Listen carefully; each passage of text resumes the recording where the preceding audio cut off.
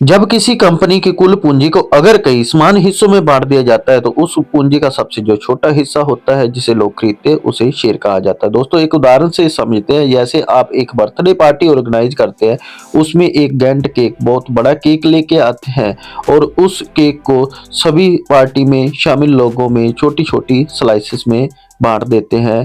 तो उसी प्रकार से दोस्तों एक बड़ी कंपनी का बहुत बड़ा शेयर छोटे छोटे पार्ट में विभिन्न लोगों में बांट दिया जाता है। ऐसे ही किसी कंपनी के बहुत बड़े शेयर की शेयरिंग बहुत सारे लोगों में हो जाती है। दोस्तों शांत शब्दों में कहा जाए, जब किसी कंपनी की कुल पूंजी को अगर कई समान हिस्सों में बांट दिया जाए तब उस पूंजी का जो सबसे छोटा हिस्सा है उस हिस्से को शेयर कहा जाता है। जैसे प्रत्येक शेयर कंपनी का 10 लाख है और लाख लोगों में बांट दिया जाए तो मूल्य 10 रुपए होगा।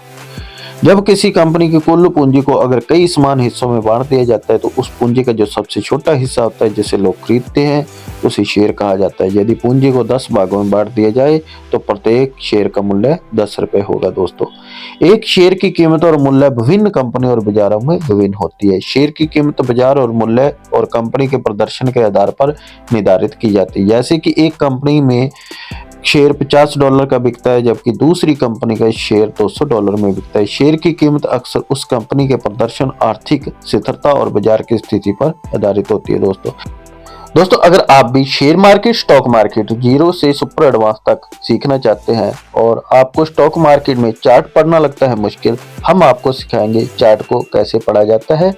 जानने के लिए 3 दिन की फ्री मास्टर क्लास अभी रजिस्टर करें।